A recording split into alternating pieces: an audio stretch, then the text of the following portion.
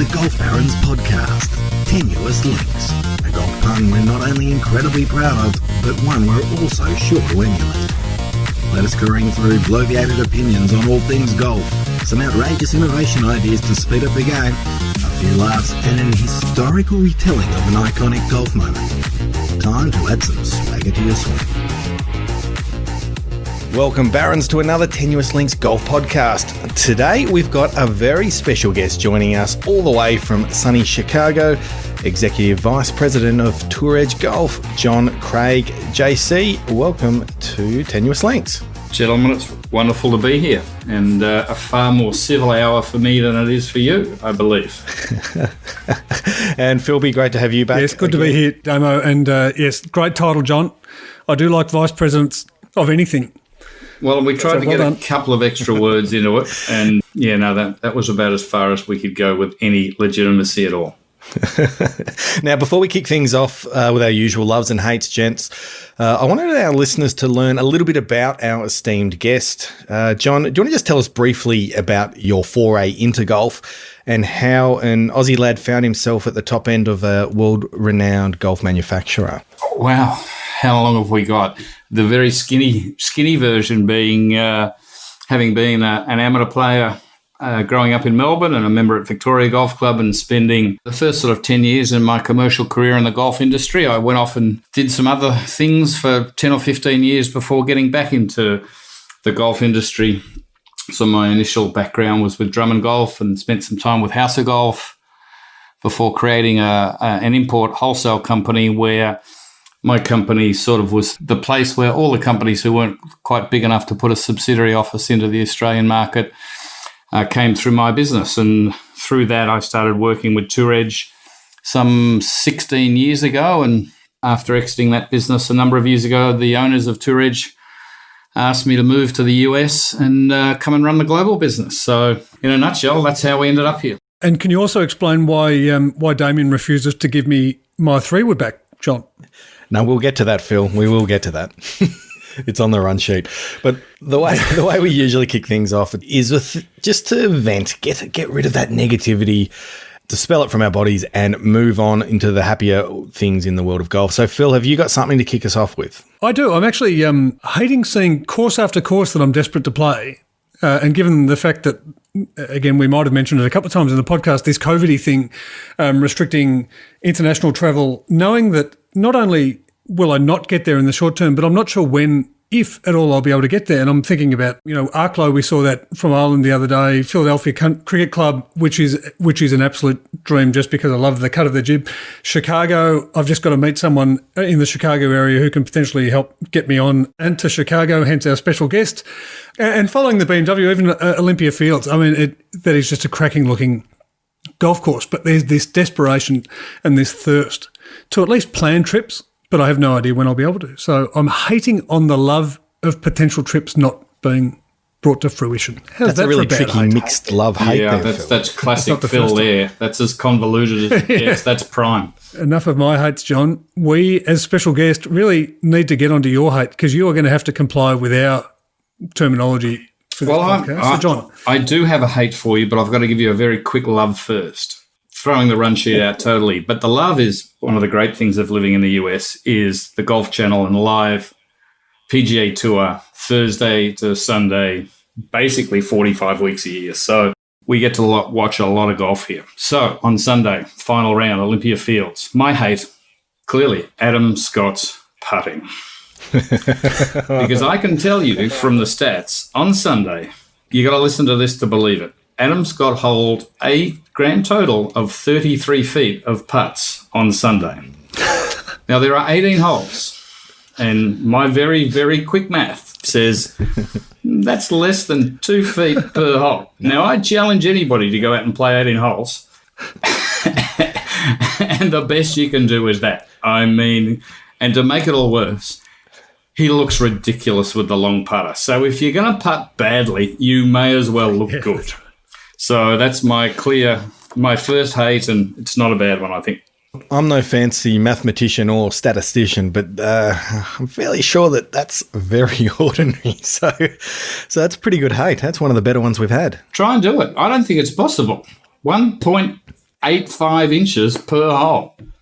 John Rahm, hang on a minute. So the putt that John Rahm holed in the playoff 66 was feet. almost equivalent in length to the... No, twice. No, twice it was the length. Double the length. It was double the length. It was double the length. Of what Sorry, Scotty holed I was thinking... in 18 of them. I thought you said 33. It was double the length that he holed for a round. He had 18 attempts to hole half as long. It's 2 Cyrils for him. That's not special. That's frightening. But how good was that putt? Now, this is not my love, but how good was DJ's putt initially, followed by Rahm's? Well, this actually... And hopefully I haven't stolen someone's This love. delves into my love a little bit, Phil, because my love is actually the love of an awkward celebration in a sporting event. So seeing John Rahm go berserk after holing that 66-foot bomb at the first playoff hole at the BMW Championship, everyone around him was still pretty sort of calm and he was just going berserk. There was no crowd, no atmosphere to play off. It just looked so awkward and it just brings it all back to the basic humanity. I absolutely loved it. And guess what? The first thing he saw when he looked up, he sees 6'6" DJ just standing there looking at him deadpan. One of the most deadpan looks you could ever wish to get. Where do you go from there? Well, they should be mates. So it was interesting. And I know they're not allowed to high five each other, or in fact, I don't know what they are or aren't allowed to do because I couldn't be bothered doing any research for this podcast. But nothing changes for two guys who potentially have spent a lot of time together filming promotional videos and all these other things. I wasn't struck by the warmth. It didn't seem like there was a lot of love, did there? I don't suppose you know anything about that, John. Well, probably Ryder Cup protagonists. You know, they've been on the other side of that fence at least once, to my recall. And DJ's probably not an easy guy to get to know. Maybe that is the case. But speaking of Ryder Cup, we will whistling straight. It'll be worth the wait, John. Yes. Sorry, I just flashed my Erin Hills polo one more time for the camera. So, Philly, what's your love for this week? Just unfair. I love the fact that golf courses designed by some of the greats of yesteryear are still so relevant today. And I know there have been major or length changes and things to various them. But again, going back to Olympia Fields, the North Course, Willie Park Jr., again, I think designed in 1914. And I say I think because that's what I remember reading. But so it's 100 years old and is still considered one of the greats. And they've referred to minor changes over the journey, but there've never been any major renovations to the golf course that he built or created 100 odd years ago. And yes, they've had to try and lengthen it or make the rough thicker or make the fairways a little bit tighter. And I know hopefully later on we'll refer to the course conditions that abounded at the time and certainly over the first 2 days. But I love the fact that these courses are still relevant and aspirational. And not only that, from a tour player's point of view, instead of sooking and whinging about the golf course, like apparently they did on 12 at TPC Boston a few years back, they all said it's brutal, but not one of them complained about the golf course as a problem in terms of how it was set up or the brutality. It's just like, hey, this is just hard golf. And I think the good ones loved it and the bad commentators hated it. Isn't that something we hear most years at the US Open where it gets really tricked up and it's really difficult? And you hear a lot of the whinging about, this is just too hard. And the better golfers are all, this is a great challenge. They actually thrive in those conditions. They like that separation. And even to hear guys like the great Jack Nicklaus talk about it, saying, no, everyone's playing on this. It's such a mindset, and you can see who's going to win just by hearing the complaints or those who are whinging about it compared to those who are really eager to get stuck in. Yeah, I don't necessarily think it's rocket science to the fact that you take a great, well-designed layout, present it well, put the best players on it, you're going to have a great event and a good vibe. I mean, it isn't that complicated, really. And the greens seem to be good enough that 33 feet in total putts hold for a round didn't seem appropriate, John. Well, and again, I must reinforce, Phil, it's not only is it 33 feet, but it's 33 feet and looking bad at the same time. I think that's the game changer. That's the key. It's the look. That's the kicker. But have you got a love, John? Do I have a love? Well, I have rather a sick love, actually, and one driven completely by self-interest. And that's the fact that right now every other major sport in America is on hold, resulting in golf going through absolutely through the roof here. And in fact, we've just had industry stats published from participation in July showing that nationwide, every state in the country, participation is north of 20% in every market. And as someone involved in the manufacturing industry, that flows right through and instantly. So I got to say that out of every dark cloud, there is a silver lining. But a silver lining driven by self-interest, I must confess.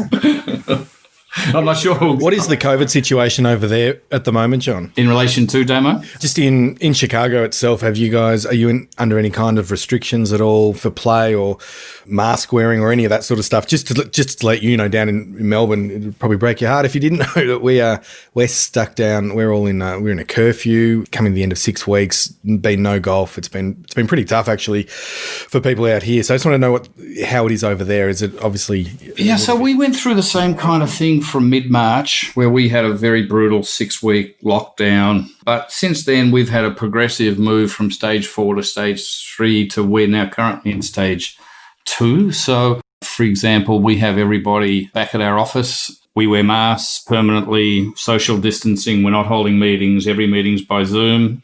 And life in general here, I live in a lovely suburb called Glen Ellen, about 35 minutes out of the city of Chicago itself. And it's probably for those of you in Melbourne, maybe a little bit like Beaumaris, or in Sydney, kind of a little bit living down in the Shire. And for all intents and purposes, other than being able to go inside and eat inside at restaurants, but all our restaurants are open now for outdoor eating. And by and large, other than having to take an extra level of care, life is relatively normal.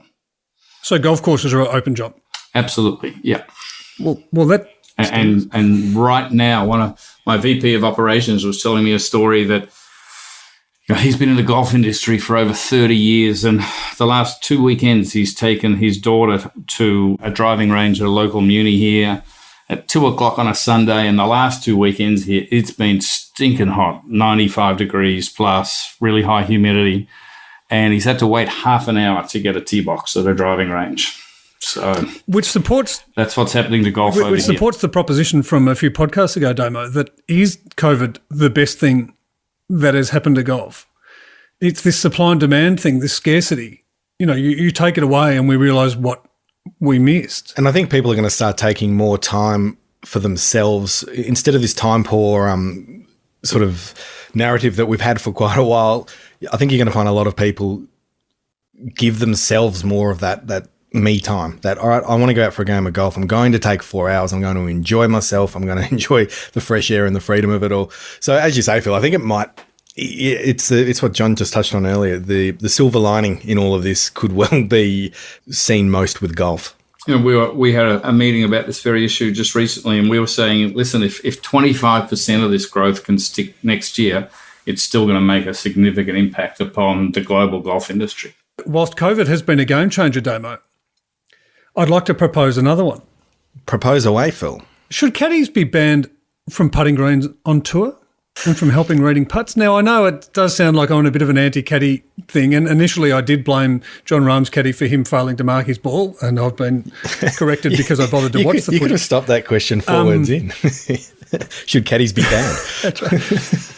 But he's one of the... This is going down a nasty rabbit hole. But he's one of the key skills of a golf professional, reading putts, and therefore to get outside assistance seems to...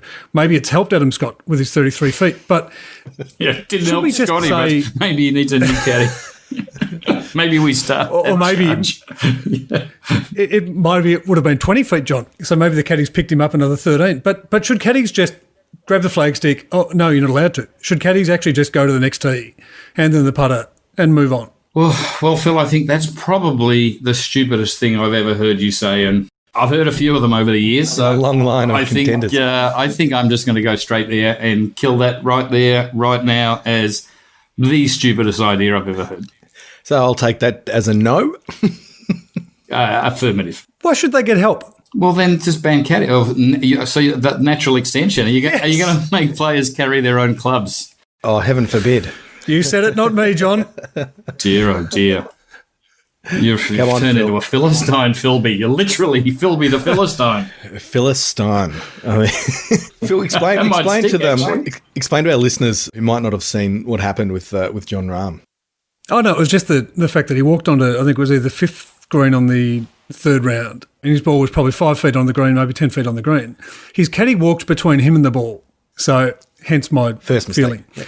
He walked straight up to the ball, picked it up and went to throw it to his caddy, and then looked back down and realised that he'd forgotten to mark it. John, you've played a lot of top-level amateur golf in your journey and a lot of reasonable level amateur golf and every now and again some ordinary amateur golf. But in a stroke round, have you ever picked up a golf ball without marking it? No, it's fairly extraordinary. I think the big question is, and we should start a movement, where was John Rahm's head at the time and what was he thinking about? Because it was not golf. And dare I speculate, but wow, it must have been exotic. That's all I can say. Well, that's the thing. Not with a bad John plug Rahm, thrown in there as well, quite by accident. Yeah, we heard it. Kipper, we hear Kipper talk about John Rahm as having one of the most brilliant swings going around. His impact position, he says he's freak-like. And the only thing that's going to stop him from being an absolute superstar is his head. So he's kind of showing us more and more examples. But, if you can have a misstep like that, Phil, and still drop a 66-foot bomb and go berserk to win a tournament, you're doing all right. They call it the double atom. Yes. He's putt on the last. Or the double Cyril. Or the on. That's pretty good. Okay, you've made some amends back there. The double atom. And forever, a 66-foot putt shall now be known as the double atom. It's a hashtag. We need to trademark that. That's pretty good. Now, one of the things, talking to someone over in Chicago, we're dreaming of many of the courses that are around your area, John, that you're lucky enough to be near. Medina, Chicago, Olympia Fields we've touched on. Black Sheep is one I've got written down here. I don't know a lot about Black Sheep. Can you tell us a little bit about it?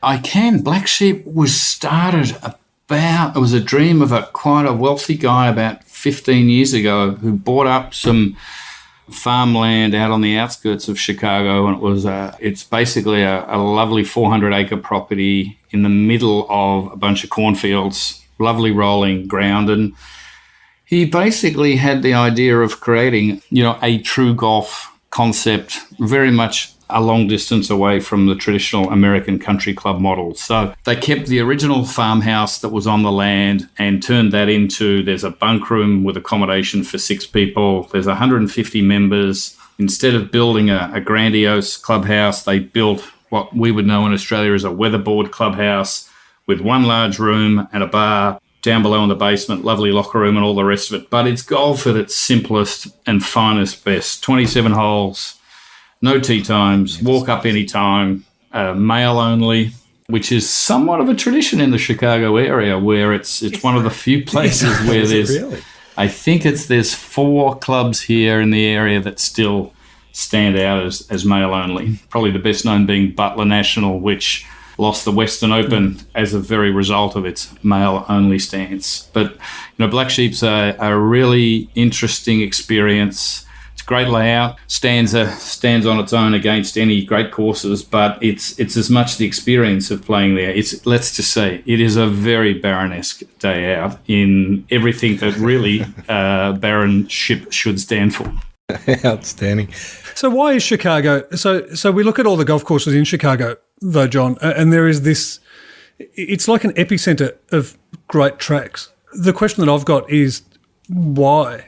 Well, I think, Phil, the history explains it pretty quickly.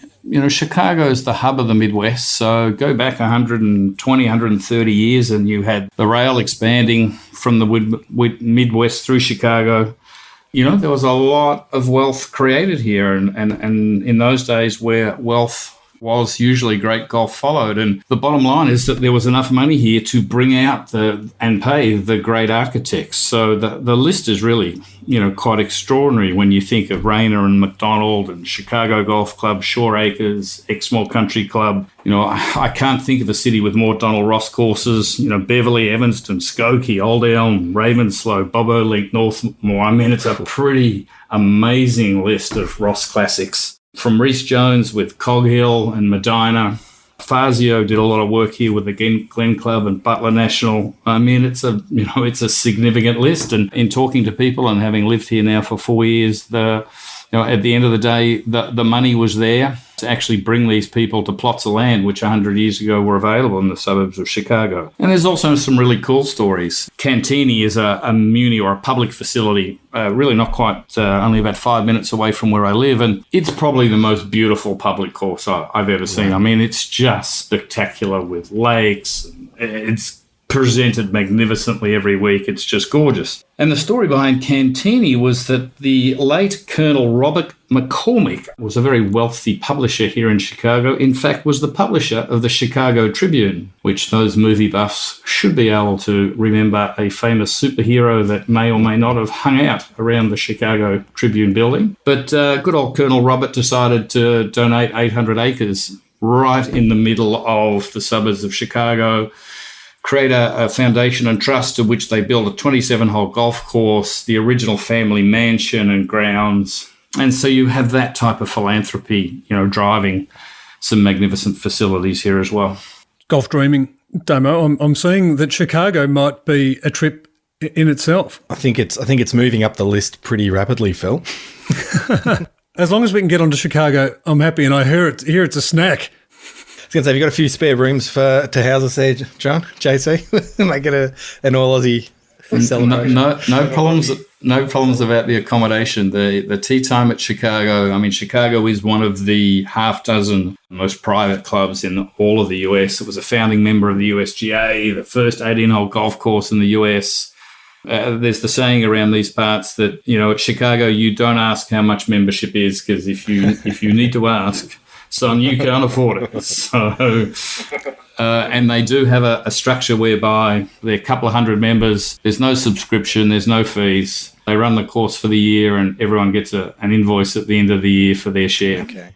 So it's kind of it's right up there with the top New England courses, Augusta, etc. And is probably, I must say, the best course I've played in the world. And I'm an enormous Royal Melbourne fan, having learned, I grew up from age 10 playing Royal Melbourne as a caddy. It's where I learned to play. But Royal Melbourne is such a nicer, more magnificent piece of land. Chicago Golf Club was created effectively out of 250 flat acres, and they still created a masterpiece. So it's just rather extraordinary. So 9:13, I'll be on the first tee just waiting, or maybe at the front gate. I'm not sure. Now, I want to move things along into a bit of gear effect. Now, this is very much your wheelhouse, JC. Now, you've seen the show, that GolfBarons, for those who haven't cottoned on yet. You've heard this podcast. You've read our mag, Barons Life. You've known Phil and I for quite some time. I feel you're in a really unique position to answer this question for me. Who would you rather see swinging the CBX 119 fairway wood? And before answering, remember that I'm the one who called it the greatest fairway ever created. Go.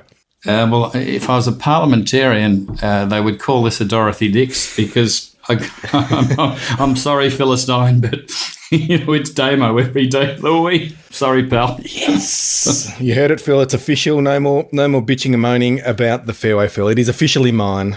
But perhaps the solution may be that, Phil, I might have to send you a brand new one, the EXS Pro, which is even better, and you can just leave Damo in your wake.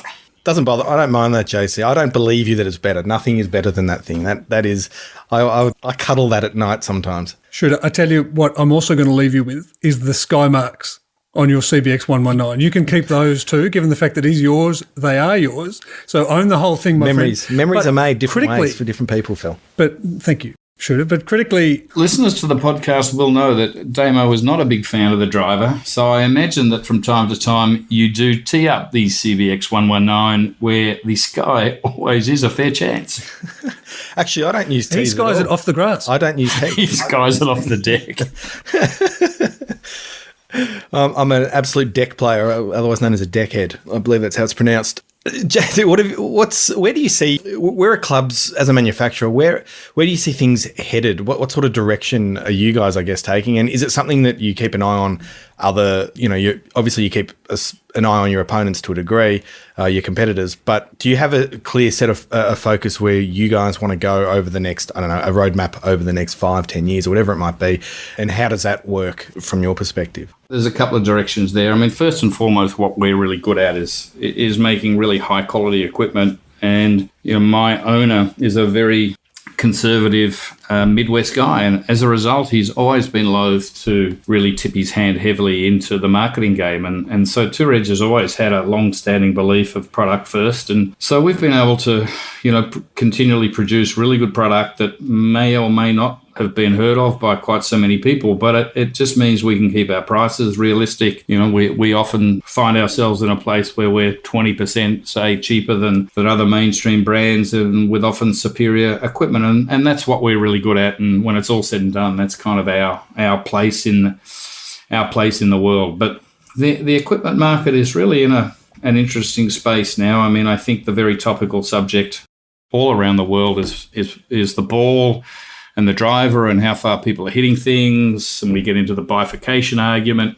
I mean, it's kind of interesting as a company. We've had some discussions about these, but to be honest, we actually haven't formulated a company view on the basis that, any changes are going to be so far down the track, and it'll be, if at any point they do make a decision, then there'll be a 3-year transition pace. So we'll do with all of that as a company at that time. But, to be honest, I have a pretty strong personal view that I think bifurcation is a fantastic thing for the industry, and I actually don't really know why my counterparts at other companies, who obviously must be a lot smarter than me, because I think it really brings the opportunity to do two things. And to date, it's been a little bit of a one-sided debate, because all we've been talking about is limiting the performance of equipment for the top echelon of the game. And I think if we look at that in a very single dimension, then I think there are a lot of objections. But the other side of the coin is that the average player needs every single piece of help that they can get.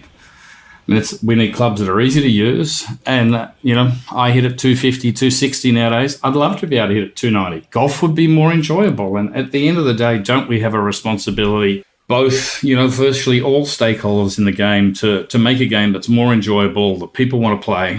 So why isn't this a double-sided coin where, yes, bifurcation means some restrictions for the top end of the game, where I don't want to see the top players playing 6 West at Royal Melbourne with driver gap wedge. It defeats the whole purpose of 100 years of history and the intent of the designer. And right now, there is absolutely no doubt we're making 50 or 60 of the world's classic courses.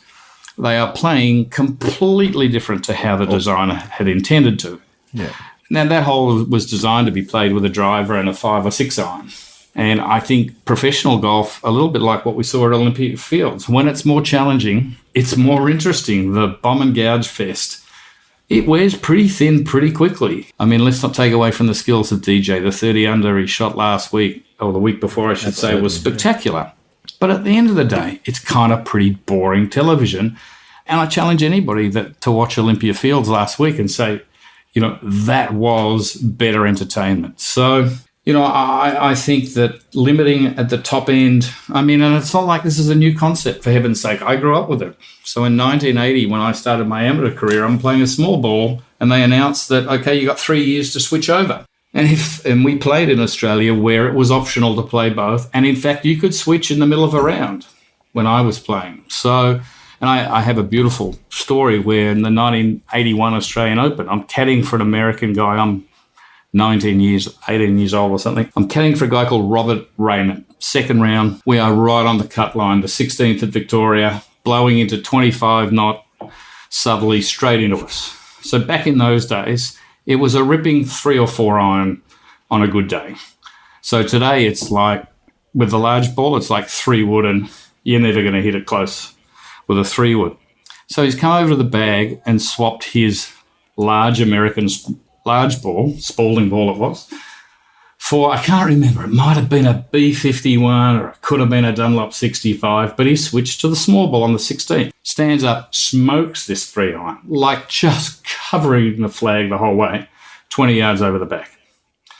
So it creates interest that the diversity of equipment, gives us opportunity to create more interest. So personally, I'm actually a great supporter that I think if we can create a fair and reasonable set of rules for the professional game, while at the same time loosening rules. I'd love to see COR taken, up to 290 for the average player, because they're going to enjoy it, because they will hit it 20 yards further. And I just can't see that being a bad thing, other than the old adage of 20 yards further into the shit. But that makes it fun as well, because all of a sudden you start having more choices. Where do you think the angst is from a manufacturer's point of view, John? I mean, where's their objection? Look, I need to be a little bit careful here, but hypothetically, let's say there might be some very large companies with, very significant market shares who, at the end of the day, the status quo is where they are all very comfortable. Yeah, it's interesting that you mentioned, first of all, you're going to be in pretty vehement agreement with where we sit on bifurcation, because I think you hit the nail on the head there, JC, that fundamentally it's got to be about the enjoyment from an amateur's perspective, or from the everyday golfer punter's perspective. It's got to be about the enjoyment. And there's no question, I don't think anyone can genuinely argue that it wouldn't, having that extra choice and that extra help isn't going to make the game more enjoyable for the everyday punter. I mean, take it to the extreme. Imagine the PGA Tour where you have conforming events and you have 3 non-conforming events each year. Righto, boys, play what you want. Knock yourselves out. Let's see you hit at 400. Golf has got to be open to lots of new things. I mean, if you look in Asia, Japan and Korea have been down this track for some time. In fact, a very big thing in Japan right now is custom fitting based on COR. So if you need more distance, they're giving you hotter and hotter products. Because at the end of the day, they're just not hung up on competition and scoring. It's about, enjoyment from golf. And, while as a manufacturer, that would be an absolute nightmare. The general concept is, let's be open-minded that at the end of the day, most of us go out on a weekend to have a good time, and so the more help we can give the average player has got to be a good thing. So let's balance the trade-off. And I think the industry wins, because the other key thing is that effectively we're operating in a bifurcated world now. I mean, if you look at our company, so we offer an EXS Pro range of product. It is so low spin that the average player can't use it. So we're actually creating a product that's already there. It just isn't labelled and certified a certain way as this can only be used, or this is designed to be used for, national amateur events and professional tours. And then we're making, lots of different super game improvement product. It's really a hallmark of our company. So to some degree, we're already doing it. We're just not labelling it. And Damo, by using blades, is keeping himself back with the pack as well, John. Yeah, but it's the choice though, Phil. Is the perfect example of that. You can have a bifurcated market and the amateur player does not have to use. I mean, he can use pro equipment if he wants, and I'll bet you that a significant amount still will, because, we want to be like Phil. And, again, I could imagine guys having 2 sets of clubs, or at least 2 drivers, and going out with their mates and, okay, we're going to have a hard day today. We're going to play X ball and you've got to play this type of driver. It changes the game completely. It's the same with coloured golf balls. I mean, we should all be playing with coloured balls. Everyone in the group plays a different colour. It's a game changer. And you guys have been big advocates of that for a long time. But, we're stuck in walking down the fairway saying, is it you number 3 or number 2? Can't remember. What's that like over in the US, John? Are the Yanks a little bit more likely to play, are they a little bit freer with their golf, a little bit less conservative than a lot of Australia? Like, are they more happy to have fun and be a little bit, not silly might not be the right word, but just to push the game a little bit, more modern direction and have a bit of a laugh out there, as opposed to being too stuck in the old ways? I don't know. I think with 25 million golfers, one of the things over here is that the scale of the market, you've got a bit of everything.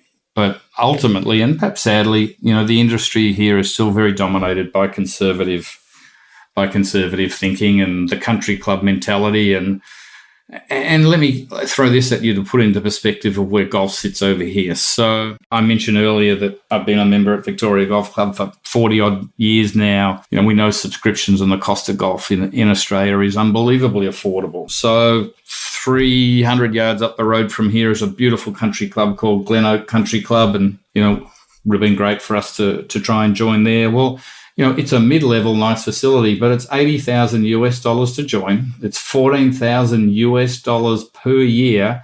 Mind you, we only play 5 months of the year here because we're in snow for 3 months, and the course is closed the other 2 or 3. So, and there is no waiting list. You can't get in. So it kind of gives you a feel for the top end of golf here is a really top end, and that tends to dominate that thinking. But equally, you go down to village links, the local muni here, and there's weekend warriors that would love to be hitting a 290 off the tee and playing Volvic 4-coloured pink balls and, going all out with a wingman and 4 stubbies. I'll get back onto one product question, John, because it's something that being a bit of a techie, I kind of need to know an opinion from a manufacturer. Which of the elements, if it were to be bifurcated, would wind it back far enough? Now, and we can talk about a combination of ball and club, but is it about taking driver to 0.75? Can I ask, has anyone actually tested how far things would need to be wound back to take 30% of distance away? Yeah, that is something that we consistently do, and we will get heads made at various different CT levels, from limit at right up to 257, which is limit plus margin, 240, 230, 220. Interestingly, from about 240 to 265 or 270, there really isn't a lot of difference. But go below 240 and you start to see drop off. Go above 265, 270, and you start hitting rockets. So it's not a purely linear curve in terms of adjusting CT to rebound effect. And that's a consequence of various engineering and spring effect, et cetera. But the ball is the predominant driver of distance. And I think when it comes to equipment, the biggest impact, if you took the driver head back to 385 or 390 cc, you're going to see some different swings on the PGA Tour that the 460 cc driver just enables them to freewheel. And I make that up for the point, we have not tested, okay, what is the CC level that all of a sudden changes confidence to a significant level that you're going to change technique. But, throwing it out there, at 350, pick up an old 350 or 360 CC driver nowadays and it's smaller than your 3-wood. I mean, it's just, that would change things. And so I don't know exactly where, and there's people way smarter than me that can make those sorts of decisions. But, at the end of the day, a 450-yard par 4, shouldn't be played with a driver and a 40-yard flip wedge like Bryson was, so 10th at Olympia Field. Or, it's just crazy. It's not the way the sport was intended to be played. I think it will become very monotonous and it's not now. It's more like, let's go 20 years forward. So at some point in time, the powers that be, as custodians of the game, really need to stand up and protect the game for what the game is, in my personal view. The other one was the interview with Tim Petrovic after the Champions Tour, after Phil won on debut, John, where he quite clearly pointed out, because we look at Champions Tour and we are quite both interested and excited by the flow of skill and talent, but the fact that they just seem to be having more fun. Damo, we spoke about this. They'll have a wine and get together, the camaraderie and all the rest of it. But he mentioned about Nicholson. And the fact that we love these guys. Yeah, and we do, and they're our heroes. But he spoke about Mickelson hitting a couple of shots that the others just don't have in their bag. And so this is the flow on of not winding it back. So that's the generation, really. When Phil goes out there, he's the eldest of the new generation coming up against really the youngest of the old generation. So it is a perfect generational divide. And the particular course that they played down in Missouri there really lent itself to, was wide open with huge greens, and Phil could just basically freeload and just freewheel. And I spoke to Tim after it, and he just said, listen, he just hits shots that I can't hit. He knocked it on the 4th, I think, on the final round, which was 360 or 370, knocked it onto 10 feet, made eagle. And Petro said, listen, I just don't have that shot, and I never have, and I never will. But I tell you, those Champions Tour guys, don't ever be mistaken by a glass of red wine, or those top 10 or 15 players work as hard or harder, and they're all making very good coin, and, they're working as hard as the main tour guys. I'll never forget watching Scott McCarron hit drivers one day. He busted his driver a couple of years back, and this was before he was one of our staff players. And I watched him in a stinking hot, humid Florida day hit drivers literally 2 hours flat out, and the last one was going just as hard, and at 53 or 54, and he hits at 300, and it was pretty impressive. You see, Langer this year won in Tucson, and it just coincidentally I was in Laguna that following Monday and was at the event, and the first guy on the range, I had to meet someone at 9 o'clock on the Monday morning, and there's freaking Bernhard, 9 o'clock, he's won the night before. He's the first guy that's travelled, made it, and is out there grinding at 9 o'clock. I mean, that sort of dedication is something that often maybe doesn't get appreciated as much on the Champions Tour as to how hard those top players work. Yeah, they're absolutely our idols of yesteryear, a lot of them, and they know how to live as well, Phil. We need to start an active campaign to change its name to the Barons Tour, because I reckon there's plenty of lads out there who would who would enjoy our style of thinking. But just on the Champions Tour, JC, the Tour Edge is actually, or is very active there. What is it that lends the older guys to your company, I guess, or to wanting to get involved with the kinds of products and things that you guys create? I think one is that, we recognise the Champions Tour as a very approachable place that suits our brand, and given our target market, the people who buy our product are a little bit more, down to earth is probably overstating it a little bit, but they probably see value as a little bit more important than a glitzy brand. And so Champions Tour as an overall premise made a lot of sense for us. And so we committed a couple of years back to really getting out and servicing those guys just as hard as what the young guys are being serviced on the main tour. And the guys have really appreciated that, because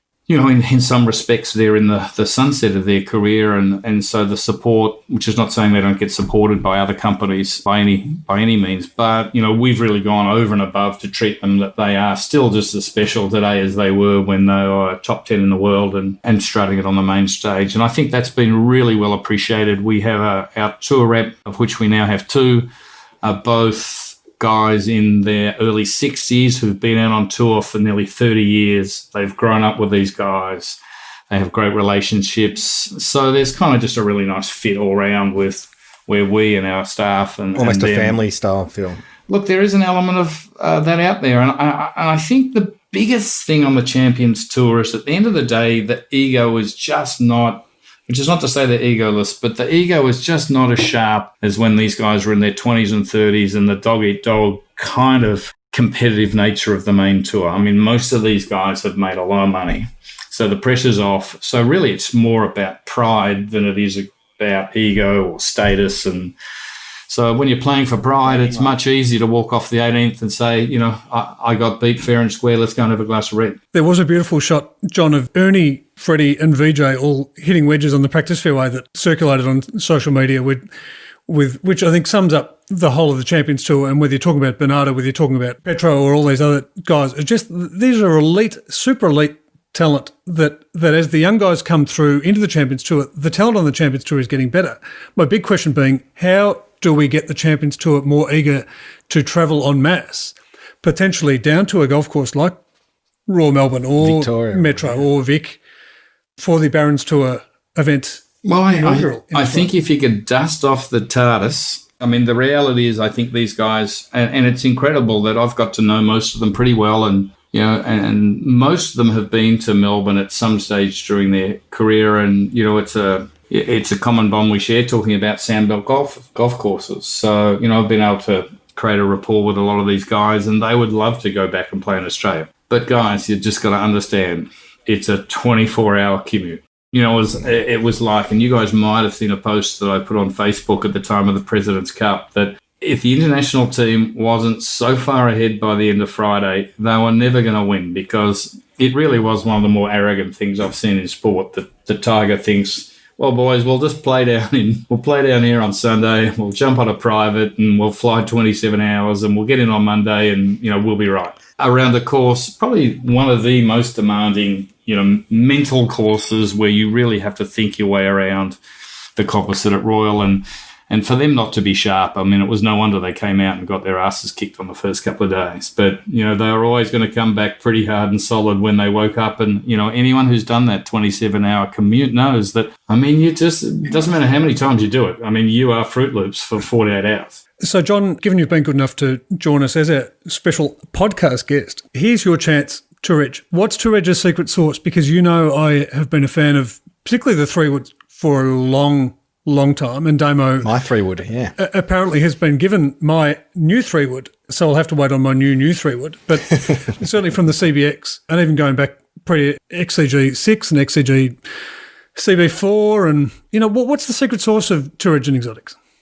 Well, I think the fact, what we are really good at is being able to identify a really broad range of player segments and make a product exactly for that segment. And it's not only about our, as an industry, we often kind of get a little bit lost in talking about, premium performance equipment and distance and all the rest of it.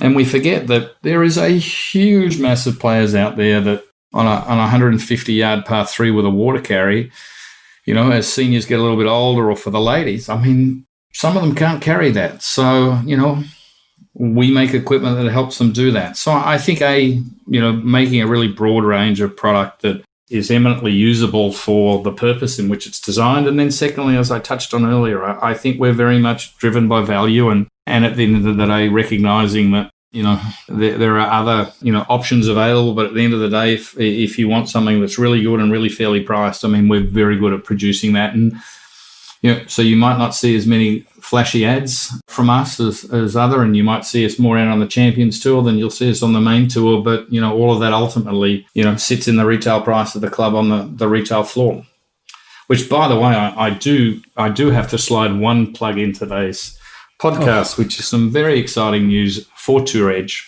in that we've really in fact, this is a scoop for GolfBarons, that as of approximately November 15, we will be commencing a new partnership down in Australia with the Drummond Golf Group. And you'll find our equipment available in all 52 Drummond stores around the country. So that's an exciting development for Tour Edge and our global business. But, of course, as someone that started their career as a 16-year-old at Drummond Golf, it kind of completes an interesting circle. So there you go. There's one for your listeners straight off the press. We can edit that. Is that where I have to go to pick up my 3-wood, John? Yeah. Oh, yeah, that's right. That went well. Yeah, no, that's good. No, and well done. And my other question for you, John, what's been a wow moment? Obviously you've spoken about scale in the US and all the other things about doing business and your joy of being there. But have you had a wow moment or a couple of wow moments where you just get to, because I tell you what, Kipper is the best name dropper we know, and we need someone to put him in his place. So here's what really I'm saying is, John, your chance to put Kipper in his place. Drop us some names and drop away. All right, well, you better get the bell out, because it was in Flint, Michigan the week before last, out on the range, which I head out about 4 times a year to work with our tour reps and see what's going on, and had the very fine privilege of being introduced to Jack and Barbara and spending 20 minutes talking to Jack, as his son Gary is out on Champions Tour now and actually plays our fairway wood. And Gary was kind enough to take me over to introduce me to his mum and dad. And I didn't call them mum and dad, although I wanted to. But yeah, had a lovely 20 minutes chatting to Jack and Barbara about life and golf in Australia and golf in Australia. So you would have to say that's probably the big dog when you're talking about the greatest of all time. Did he ask about me, John? We had a discussion about tall, short hitters, but we actually referred to a couple of other names. So there's more than one of you, Philby. So no, that was pretty special. And hey, listen, you talk about seeing VJ and Ernie and Freddie standing on the range. Well, let me tell you, when you're standing out there and talking and working with these guys and they're testing equipment for you and giving you feedback, yeah, for a young kid from Melbourne, it's better than a dream come true. And, watching those guys, play the Masters as a kid and getting up at 2 a.m. and all of that stuff. And now you actually know them on a first-hand basis. It's pretty cool, I must say. Normally at this time, to bring us home, we'd get Kipper to do his tale from the tour of some description. He's usually been pretty good, to be fair to him, but we know you can top him because you're the real deal. He's a has been. You're a is now. So have you got a little tale that could bring this podcast home? Well, I do, and look, it's probably not a great advert for Tour Edge when you think about it, but I'll tell you the story nonetheless, and only because it's so iconic. So Bernhard Langer, who we all know is really renowned as one of the great ball strikers that's ever played the game, and Bernhard plays 2 old Adams hybrids. It's an Adams Idea Pro 19 degree, and I can't remember the model of the 22 degree he plays, but he's played these things forever. He plays a shaft that's almost impossible to get. It's this Midas RT technology thing. But he's been trying for 5 years to replace these hybrids because he knows one day the head's going to fall off, and that's just the reality of it. So we've worked with him a little bit, and we had a product early last year that we thought would be absolutely ideal. So we've built in some clubs, and it was down in Boca Raton in Florida, and I actually was down there for the test. And so I'm with Andy Harris, our tour rep. We get down there with Bernhard. He's already on the range. He's already warmed up. We go over, set up TrackMan. Bernhard, he'd seen the hybrids before, so he knew the shape, and he liked the shape, and he liked the feel. So here we go, test starts. So he starts off with a couple of his 19 degree, leans his up against the bag and takes ours, stands up, has a waggle, whack. 215-yard carry. The ball doesn't deviate an inch. Stands up, hits another one. This line traced the first one. It literally landed on top. Anyway, he's gone on and hit 5 of these in a row. Just absolute arrows. And I've looked over at Andy, our tour rep, and of course you're only standing 4 paces behind Bernhard, so you can't say anything. But I'm grinning at this stage like a big fat spider, and it couldn't have been going better. So then Bernhard looks back at us, and I'll do a great disservice to the German-speaking people here, but Bernhard, in his very eloquent way, says, yeah, pretty good. Let me see if I can feed it. So he goes back, sets up, whack, hits the most gorgeous 10-yard sliding fade, and it lands on top of where the other ones have been. It's about 3 yards shorter, so 212. Whack, does the same thing again, and again hits 5 in a row. So at this stage, he's hit 10 shots, and there wouldn't be 2.5 yards dispersion between them, straights and fades. So he turns around nodding and says, let me see if I can draw it. Goes back, whack.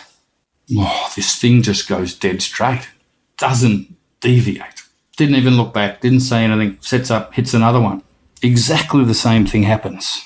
Absolutely dead straight. And he looked back to Andy and I, walked back to his bag, picked up his, went back, hit another shot, hits this beautiful baby 10-yard draw, 218 yards this time. And he looked back at it and says, I cannot draw it. And that was the end of the test with Bernhard. But it was the most amazing exhibition of ball striking. I mean, quite seriously, we're talking 2 yards, 3 yards of dispersion across 15 shots, straight, right to left, left to right. And our particular club was designed not to go left. And absolutely, the engineers did their job. Very honest. And on that fantastic tale from the tour, we'll bring this Tenuous Links Golf podcast to a close. Special thanks to today's special guest, Executive Vice President of Tour Edge Golf, John Craig. JC, thanks again. I really appreciated your insights today. And be sure to keep supporting us by watching Golf Barons on demand on KO and Foxtel. The whole first season is now there for you to watch at your pleasure.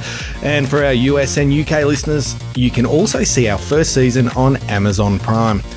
Head over to baronslife.com and sign up to get reminders about this podcast, and check out the latest issue of Barons Life Golf and Lifestyle magazine with plenty of game-changing content inside. Until next time, Barons, be sure to add some swagger to your swings.